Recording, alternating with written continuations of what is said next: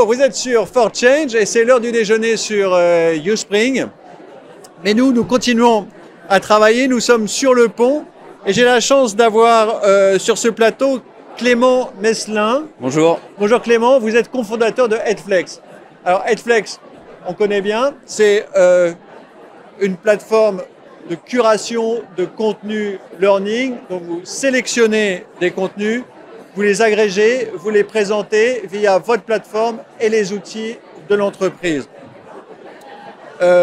Du coup, vous avez une plateforme extrêmement riche avec tous les formats possibles, que ce soit les podcasts, les cours en ligne, les masterclass, etc. La première question est assez simple. Quand on voit tout ça, on se dit comment vous faites la sélection des contenus?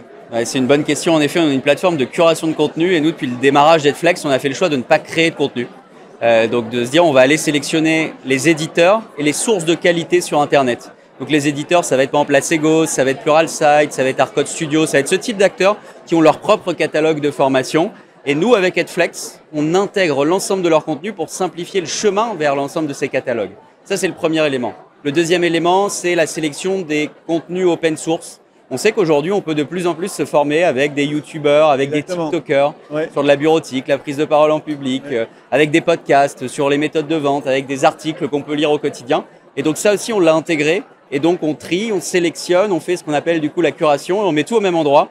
Et soit on le consomme, ce contenu, sur Headflex directement, soit dans les LMS et les SIRH avec qui on est partenaire pour donner un accès facile aux collaborateurs. Et du coup, vous pouvez former sur tout, sur toutes les problématiques et presque dans toutes les langues parce que les contenus sont partout. Exactement. Ce qu'on dit, c'est qu'on forme de l'acculturation sur un sujet jusqu'à la spécialisation dans un domaine ou sur un métier.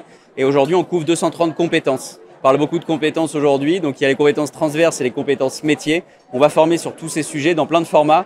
Et la particularité d'Headflex, c'est justement de ne pas avoir simplement des modules e-learning classiques, mais bien une multitude de formats, puisque chacun aujourd'hui consomme la formation différemment.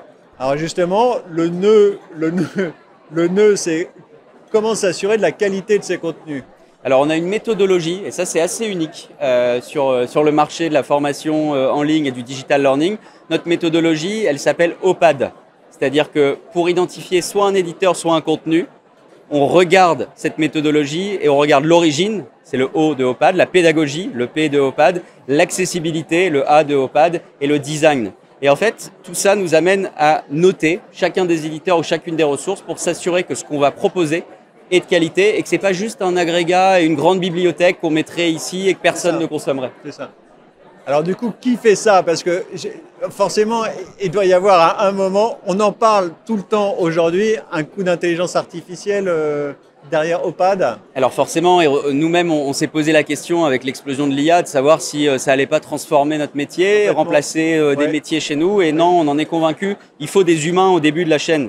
L'IA peut aller aider ces équipes d'humains qui sélectionnent et qui font le premier tri, le premier filtre pour se dire « Ok, oui, ça correspond aux critères. Oui, je vais le rentrer dans le catalogue Headflex.